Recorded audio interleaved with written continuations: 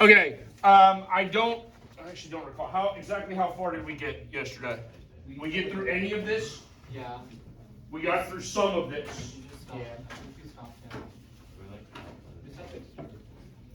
I actually think we got through, now that I'm looking at this, I think we got through most of this. And so what I will do is I will finish this in the other video. Yeah, because we talked, yes, that's right, because we talked about how we made the same mistakes in Jamestown, yes? Yeah. All right, I remember that. Okay, so Hoover is president of the United States when the Great Depression starts. And Hoover, interestingly enough, although he is a conservative sort of ideologically, and he is a businessman, and he is pro-business, Hoover does react. He's actually going to try to increase the governmental response to what's going on. He's going to try and create programs. And ultimately, he is unsuccessful in most of that. He for the most part, he pretty much fails to accomplish anything that he set out to accomplish, really. Okay? And that's due in large part to something we don't sort of understand anymore historically. The President of the United States does not wield the ultimate power in America. Okay? And I think we have that misconception, and you'll learn more about it next year in government. But Congress is ultimately the one that's supposed to be doing everything. Hoover is making suggestions to Congress, and Congress isn't really reacting. They don't really know what to do. This is unprecedented in American history, right? Capitalism is still relatively young in America. We've gone through some recessionary periods, but we've never experienced anything this bad, right? And so, for instance, Hoover tries to raise taxes, hoping that would increase the federal budget, hoping that would afford the federal government opportunities to spend money in order to stimulate economic growth. That ultimately doesn't work. And eventually what happens, and you'll see them here in a little bit, we have shanty towns that are created, basically towns of people living in cardboard boxes that are named Hoovervilles out of spite, right? Like we talked yesterday, people lose their job, and then they begin to lose their ability to eat, and then eventually they're losing their homes. At that point, they're just sort of squatting. I mean, the homelessness is rampant in America at this point. Right? And so while Hoover does try to create some governmental programs or suggests the creation of some governmental programs, we're also not very far removed from the Palmer raids of the 1920s. Do we remember those? What are we afraid of? Communism, right? If the government starts doing too much, that might be communism, right? And so there's a fear of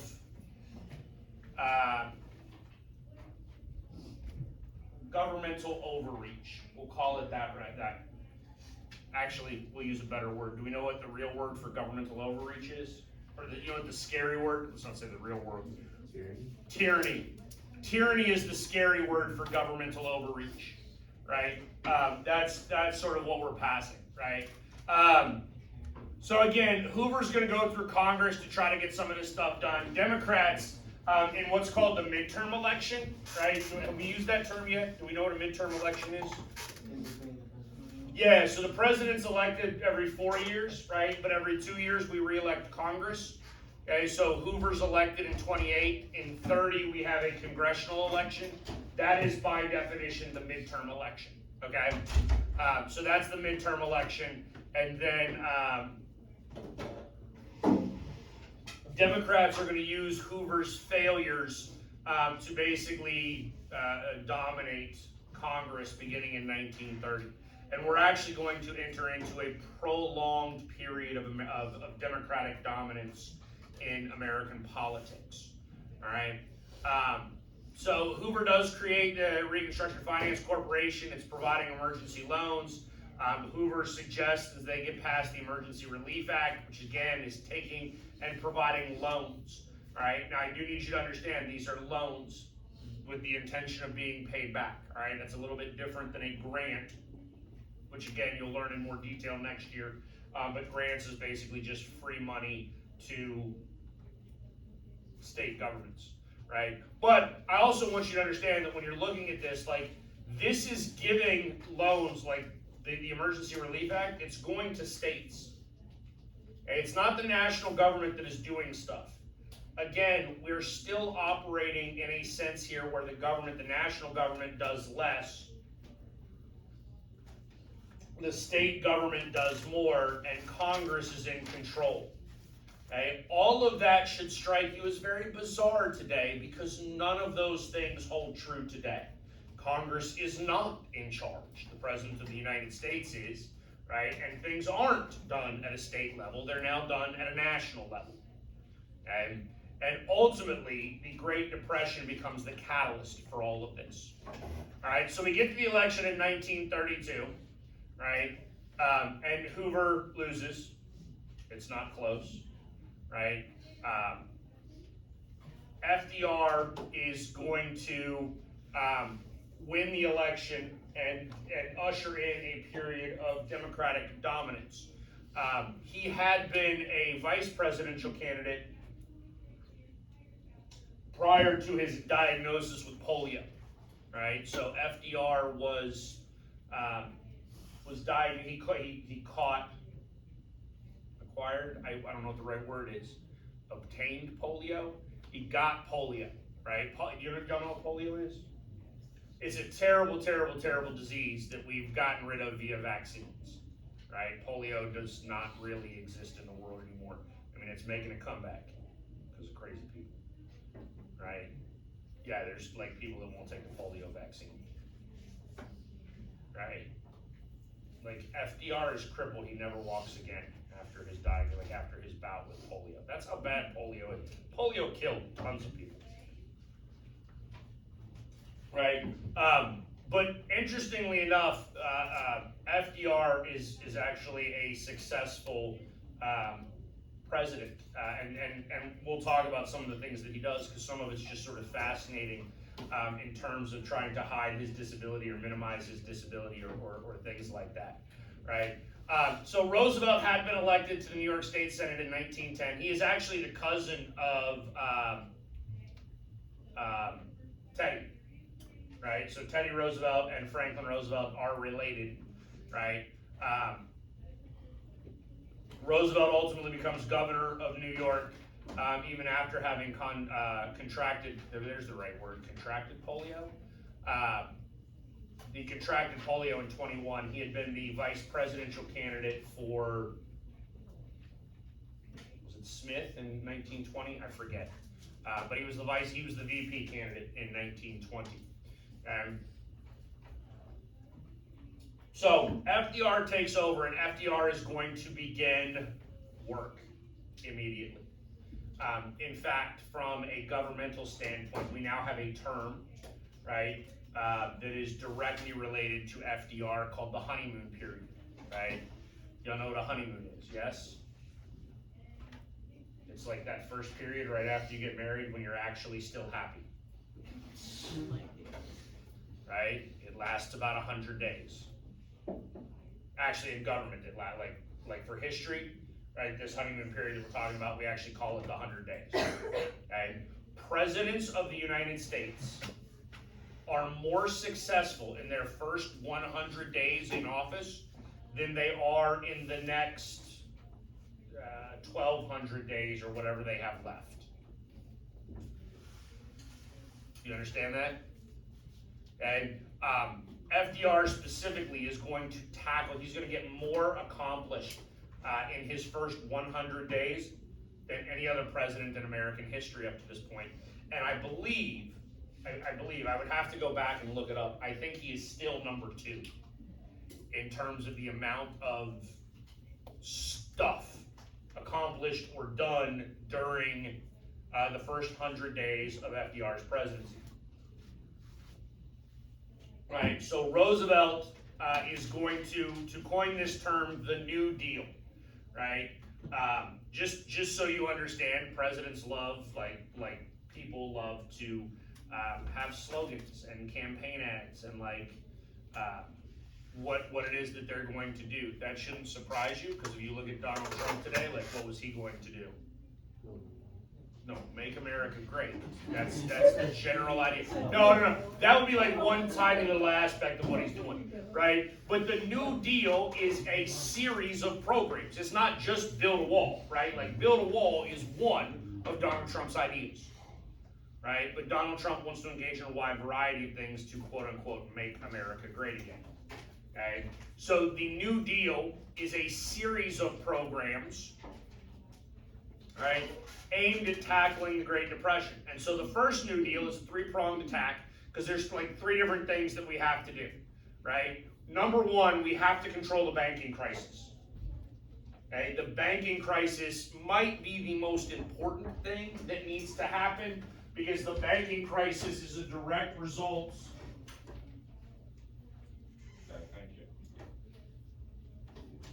The banking crisis is a direct result of some of the situational problems that we've had here, right? And specifically, the banking crisis creates significant issues, because once you have the banking crisis, people now no longer have access to their own money. And it was theirs, and now it's just gone, right? Like, they put it in a bank assuming that it would be safe, and it was not. Okay? Like, I need you to realize that's alarming, right? That's why all of my money is hidden in the walls of my house. Yeah. Basically extra insulation. I'm joking. I'm not a crazy person.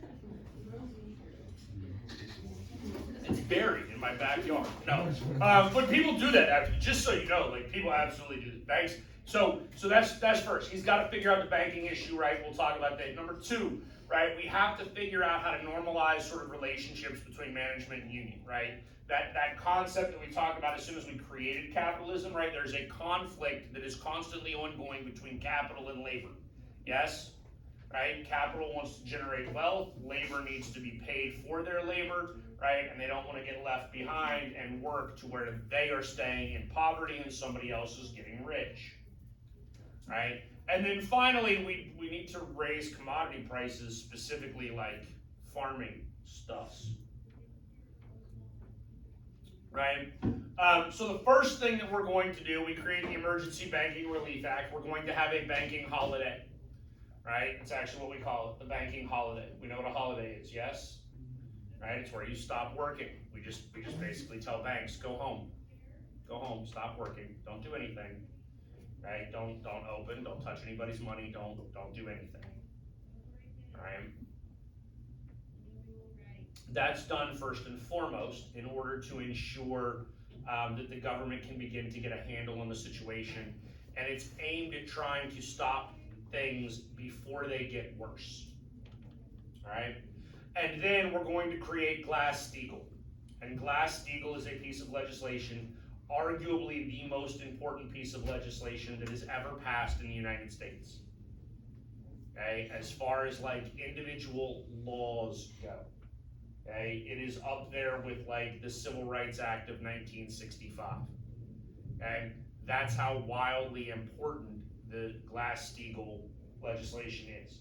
It's going to do a couple of things. So first, it creates the FDIC, that's the Federal Deposit Insurance Corporation, right? So now, if you have money in a bank, that money is insured by the national government, right? That's what federal means, right? Federal means national government. Deposit Insurance Corporation means that the government has created a corporation, right, that will insure your money. So what happens now if you put your money in a bank and that bank somehow goes bankrupt and loses all your money? The federal government will give it back to you. I believe the current rate is $250,000. Right? So if you have $250,000 sitting in a bank account, the government will give you that money back. Anything beyond that is gone. lost it. Okay, so let me just go ahead and tell you now, if you ever find yourself like wealthy, right, like you're rich, okay, don't just have one bank account, right, unless you want to be super rich, right, because super rich people have no money in the bank. Rich people have lots of money in the bank. Poor people also have no money in the bank, right? But super rich people have no money in the bank because all of their money is like out being used in order to generate more money. Okay? So just understand that. All right. The other thing that Glass-Steagall does is it separates what are called savings and loan institutions from speculative institutions for banking. And I don't expect you to fully understand that or grasp that. That's really more of an economics concept, right? I would assume many of you in this room have a savings account. Yes, your parents set it up. It's like some sort of little fund that probably has a couple $1,000s, right? Like grandma gives you $50 for your birthday and your parents make you put it in the bank. Yes, no. I do that with all three of my children have a bank account already. My 3-year-old has a bank account already, right? So when my parents give my children money, I don't let my children have it. No, that goes in the bank. Okay? Alright? Like, if my parents give one of my kids $50 for their birthday, like I take my kids to 5 and below and let them pick out one toy, and then like $50 goes in their bank account. Right? And then the toy is from Nana and Papa. Right? But those types of banks are the banks that you know, right? Like if I said Bank of America or Wells Fargo, you know what those are? Yes. Okay? Those are savings and loan institutions. Different than speculative banks. Okay? Speculative banks are things that you probably don't know of. Have you ever heard of Charles Schwab? Vanguard? No. Right? Okay, those are also banks. Like you can have an account with Charles Schwab, right? If you have $100,000 in an account with Charles Schwab has taken all $100,000 of your money and put it into the stock market. If the stock market tanks, sucks to be you. It's gone, and you don't get it back. Okay? All right? But you understand that, like, you actually know this. Do you know that the stock market is a good investment? You actually understand that? So the stock market is actually a very good long-term investment, right? Meaning that over a 10-year period, pretty much any 10-year period, if you just take a random 10-year period, right, stock prices will always go up over that 10-year period. Okay? And I need you to understand, like, even if we're talking about the Great Depression, right, like, unless you literally bought the day before the stock market crashed, and then went 10 years out from that, that's like the only way that you're not making money, right? If you bought in 1925 and the stock market crashes in 1929, by 1935, you're back even. So long as you didn't panic and sell low, you're pretty much back even, all right? So the stock market is a good long-term investment. But it's got to be a long-term investment, and most of those are not they're not regulated, or they're not insured, right? You know, you're taking the risk because the stock market on average has like a 8, 10, 12% return, right? You understand that the little bank account that you have with Bank of America, your little savings account, you get interest on that, yes? Do you know how much interest you get? Like 1/4%. 1/4%. That means that if you have $100 in the savings account, after a year, you have $100 and a quarter. Right? Like, on the other hand, if you take $100 and you invest it in the stock market, after a year, you have $110. Okay? Right? Now, obviously, we're talking about $100, so there's not a huge amount in either direction, but there's a significant difference between $10 and a quarter, yeah? Okay. All right, next, we're going to start regulating Wall Street because the stock market was problematic in the 1920s. We create the SEC, Okay, no, not the Southeastern Conference. Okay, the Securities and Exchange Commission. All right, so now we're going to have a commission, which is an independent regulatory agency,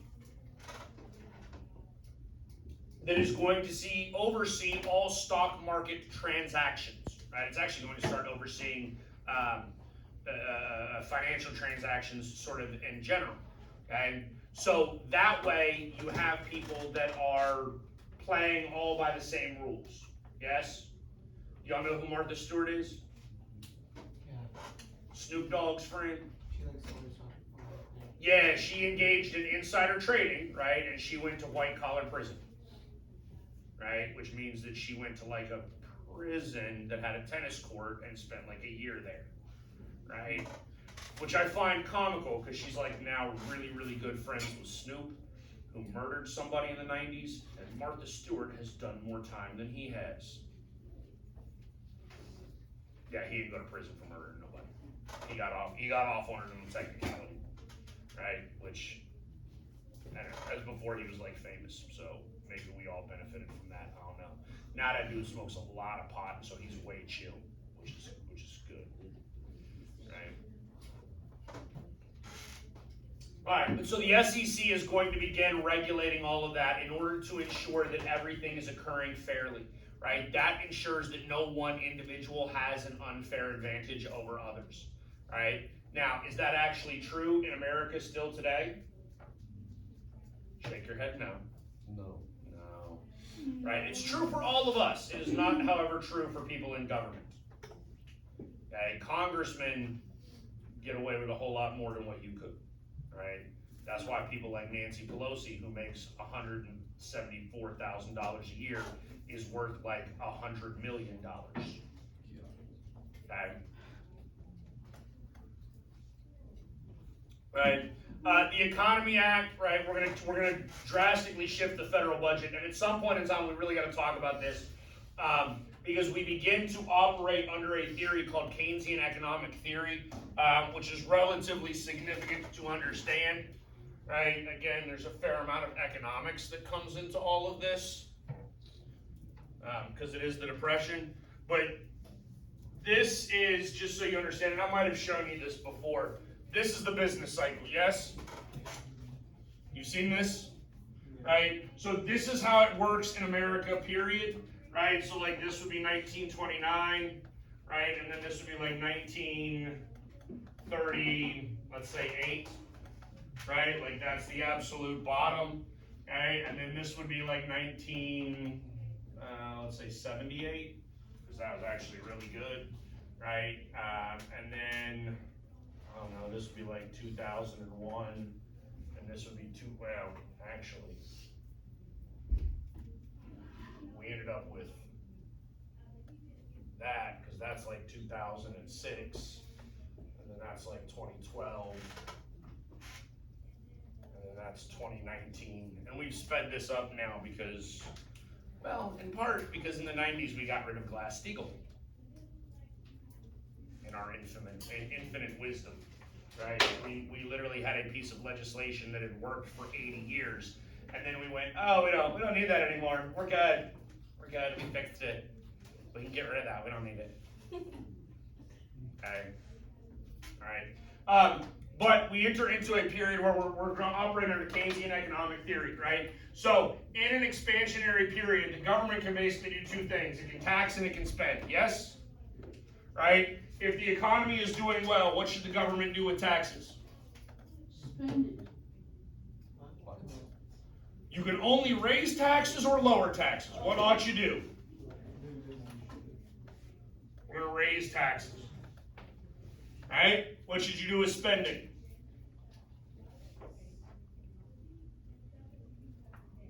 Raise it. Decrease it. The economy is doing well. I don't need the government to try to stabilize the economy. I don't need the government to be doing extra, right? In recessionary periods, right, when we get to the New Deal here, right, the opposite would be true. So now you want to decrease taxes, and theoretically you want to increase spending, right? Now what does that do? By decreasing taxes, you let people keep more of their money, which means they can spend that money in the economy. By increasing governmental spending, you are stimulating economic growth because the government is putting more money into the economy, right? So this is the idea behind recessionary periods, right? Now, theoretically, this is all great and wonderful and would work out because during this period, when you decrease taxes and increase spending, what happens to your budget? If you quit your job and went on a spending spree, what happens to your personal finances? You go in debt, yes? Lovely, we understand. Debt occurs here, right? So when the government increases taxes, that means they bring more money in and they decrease their spending. What happens now economically? The government has what's called a surplus, right? The government is making more and spending less. Now guess what they do with the surplus? They pay off the debt that they accumulated. Lovely, it works, right? Does this sound great? You know this doesn't work, right? Like you realize we're $34 trillion in debt. Why? Because we spend more than we can make back.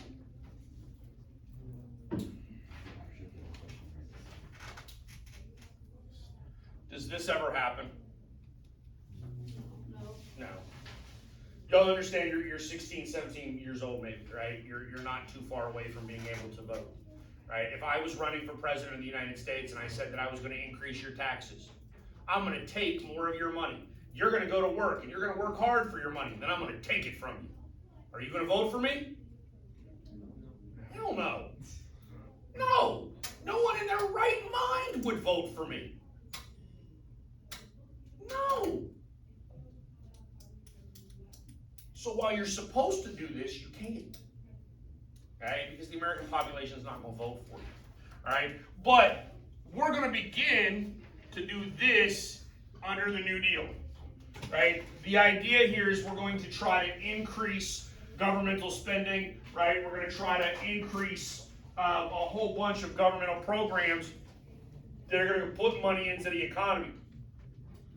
Okay? And then eventually we gonna end prohibition because, oh Lord, we tax the alcohol.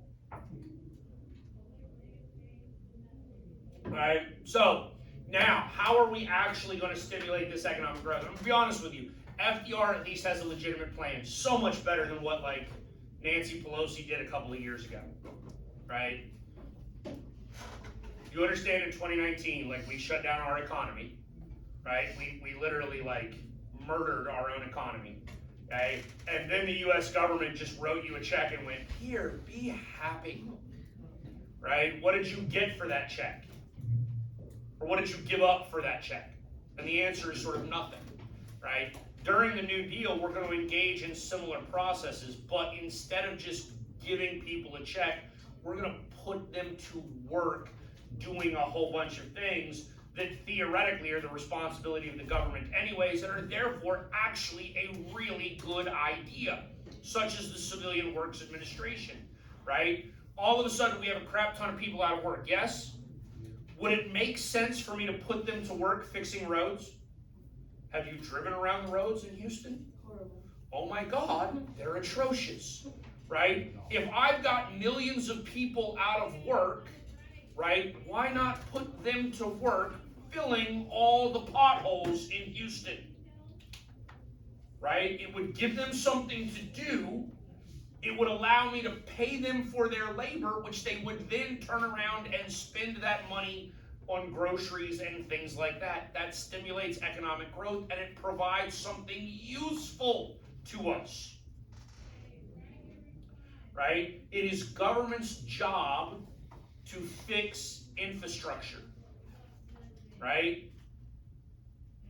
So the idea of putting people to work in order to create or in order to fix infrastructure is actually a really good idea. Okay? The Civilian Conservation Corps, right? That's a New Deal program aimed at creating environmental protection, right? Environmental conservation. right? Putting people to work to ensure that the countryside isn't destroyed. We've got to do a whole bunch with like the Midwest, right? Because obviously we had the Dust Bowl and we had all them haboobs, right? You remember that word? It's just a sandstorm. That's the name of a sandstorm. I mean, that wasn't really a sandstorm. They're like dust storms. They're actual dust.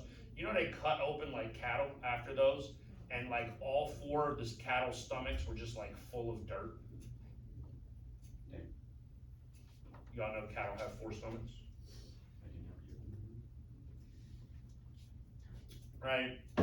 Okay. Homeowners Loan Corporation, we're trying to decrease interest rates. We create the Federal Housing Administration, right? Which is gonna offer longer mortgage terms. So again, if we go back to 1920s, right? Do y'all remember how much money you made every year? Like your net income, how much you walked away with? Like $3,500, right? How much did a house cost? $6,000, right? So basically, just so you understand, if we put that into today's perspective, right? The average house in America costs today $480,000, right? That means people would have to be making roughly $275,000 to $300,000 a year on average. By the way, that's take home before taxes. Sorry, after taxes, right? So before taxes, they're probably having to make $450,000 a year in order to be able to afford a house in the same way. Yeah? Do you understand that? Okay? So when you go to buy your house, right? And I'll be honest with you, by the time y'all go to buy a house, oh Lord, it might be terrible. You might have 40-year mortgages, right?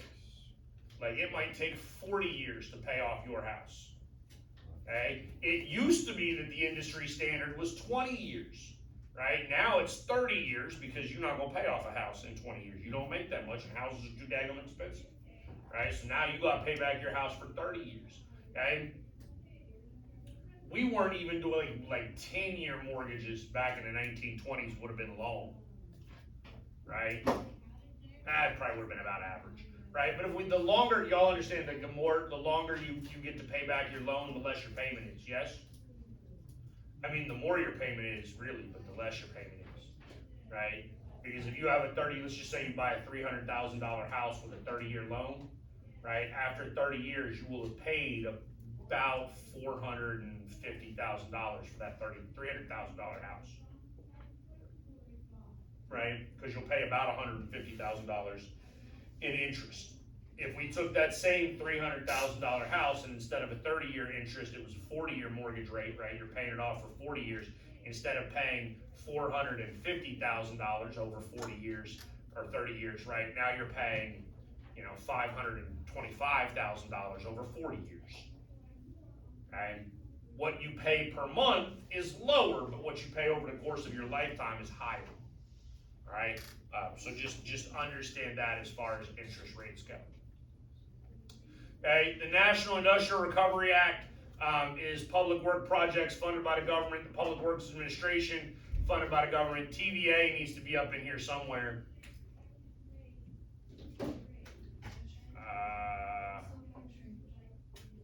Okay, so why is TVA not in? Okay, Tennessee Valley Authority. You're gonna get tested on that one, so it need to be up in there. I apologize that it's not.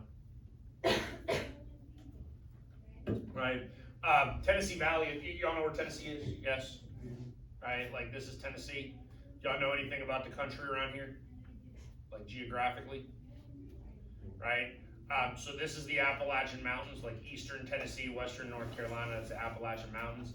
Right. So the Tennessee Valley Authority. The Tennessee Valley would be this area where waterways are running out of the Appalachian Mountains into the Mississippi River to run down into the Gulf of Mexico, right? Best, easiest, best? I don't know if it's the best or not. Let's go with the easiest way to create electricity is a hydroelectric dam, yes? Okay, so if I dam up a river and make a lake, right, and then I control the flow of water through the dam and use that to turn a turbine that generates electricity, right? Relatively easy way to do that. Okay. Who has electricity in the 1920s?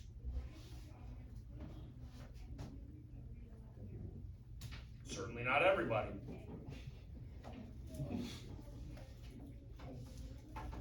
Where does electricity exist in the 1920s? Urban areas. Yes?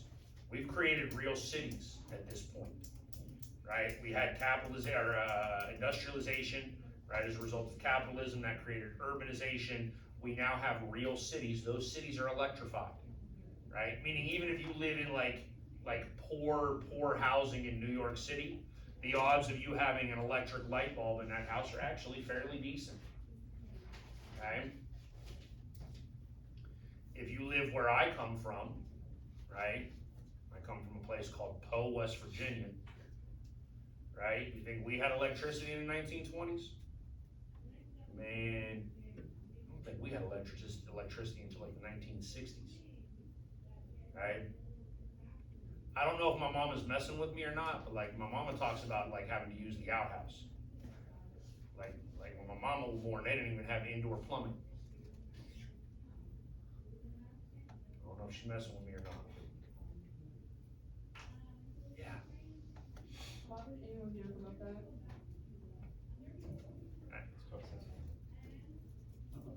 That's Just wait. Just when you're old and you have kids, you'll be like, back in my day, right? And then you'll make up stories about how terrible it was for you and how great your children have it now. I mean, that's actually probably not true. I actually don't believe that, because your generation. had nothing to complain about. Oh God, no. Your generation will be like the worst. Right? Like no. But I'm saying you'll have everything to complain about. Like you're not gonna have to make up stories, right? And you're not gonna have like your kids are gonna be equally as bad for your kids. Like it's just everything's gonna suck. Right? Okay. Okay. So here's what ends up happening, right? And I told you a minute ago. Hoover is somewhat reluctant to do certain things, although he tries. He actually does try. Okay.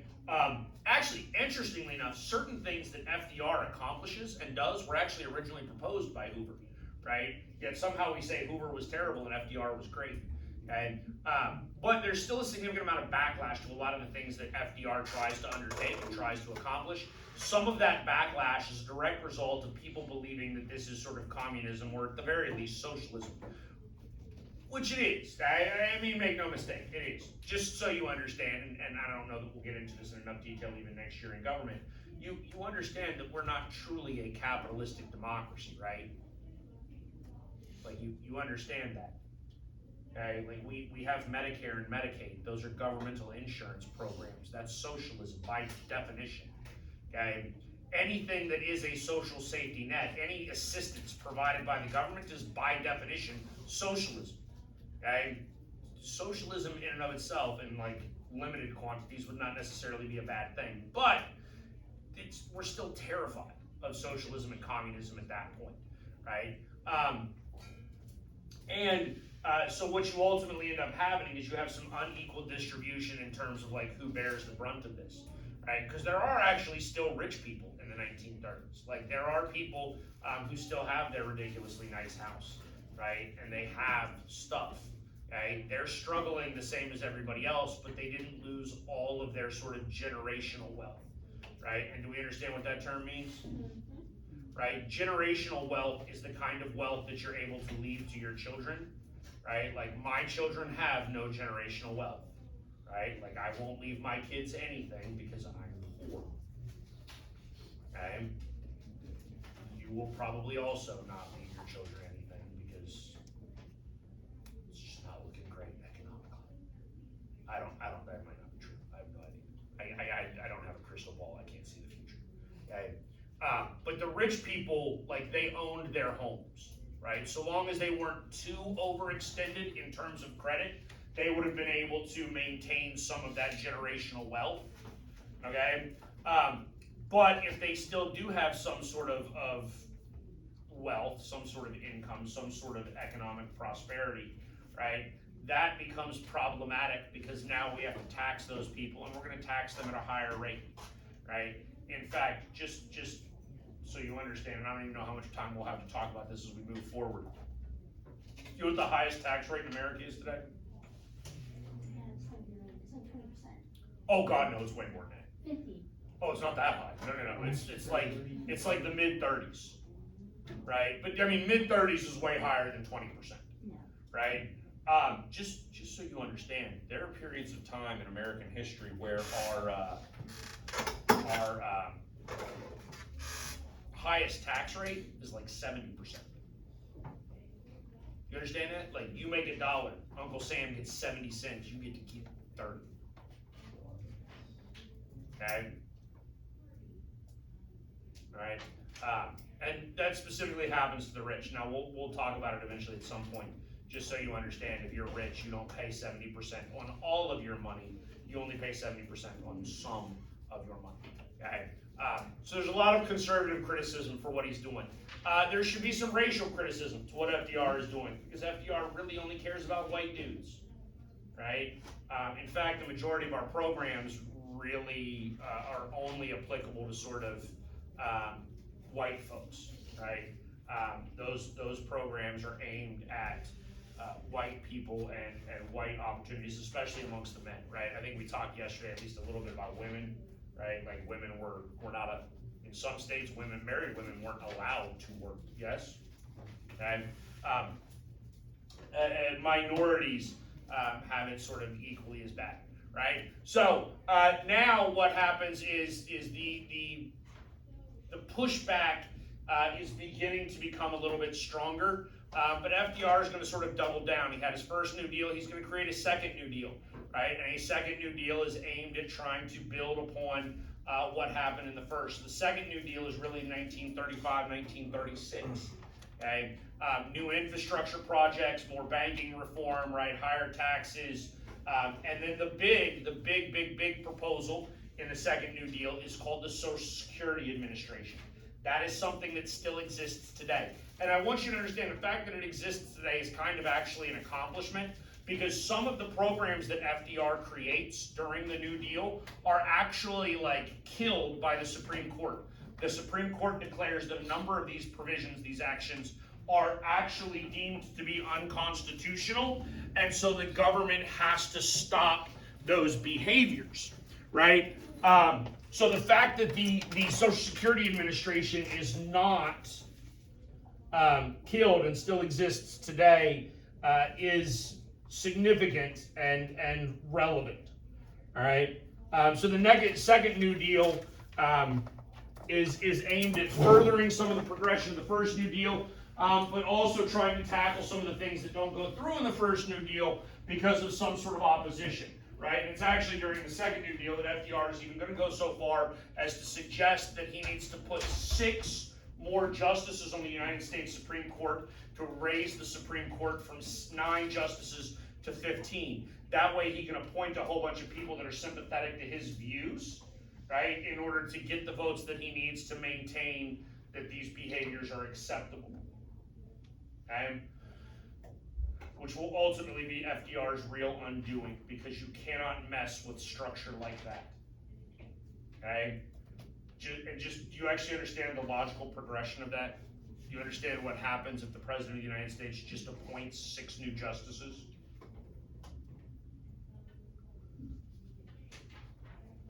Anybody?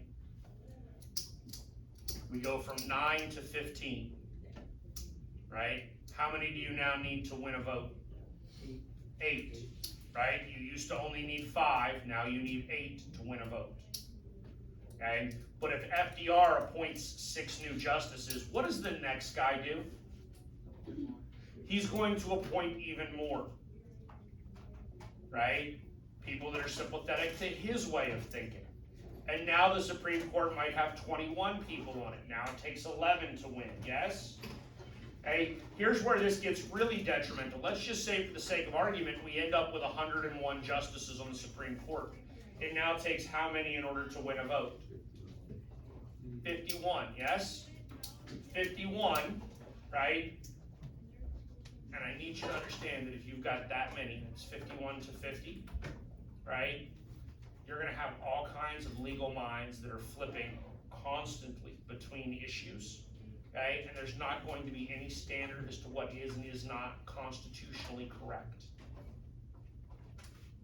Okay, it also decreases the likelihood. Now, we have a number of Supreme Court cases today that do get decided at 5-4, right? That means basically 55% decides the case one way, 44% or 45, about 56% to 44%, yes? Okay, I need you to realize 56 to 44, that's a 12-point advantage, yeah? Right, 51 to 50 is a how many point advantage? 1, right? The smaller you decrease that advantage to, right, the less the weight that the Supreme Court has actually holds. All right, so let's go into some of the other second New Deal things. The Works Progress Administration, right? Works Progress Administration. Again, more infrastructure programs, right? Building new roads, building parks, building bridges, building all sorts of things that are ultimately beneficial to the countryside and to the kind of the nation as a whole, right? The Social Security Act, I think we talked about at least a little bit yesterday. This is designed to keep older Americans out of the workforce, specifically 65-year-olds. Okay? I don't know that we've done a good enough job about talking about life expectancy in the United States, right? Because a lot of the times y'all see statistics that is like, oh, back in back in the 18th century, life expectancy was 35 years old, right? Do you know that's true? Do you know that's actually not true as well?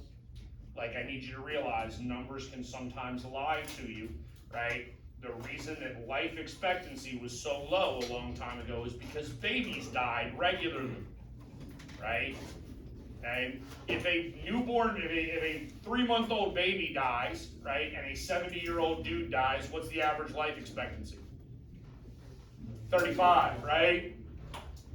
But obviously, if you make it to adulthood, the idea of living to 70 would be normal. Okay?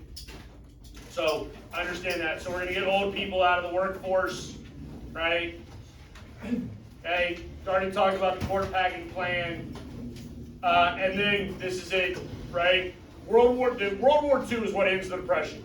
I actually need you to realize this. A lot of FDR's policies, while they are sort of well-meaning and there are some things like the infrastructure stuff that's probably beneficial, the reality is a lot of his programs probably further the Great Depression, and the success of ending the Great Depression is actually a direct result of World War II and the increased production that has to happen in order to go kick Hitler's butt.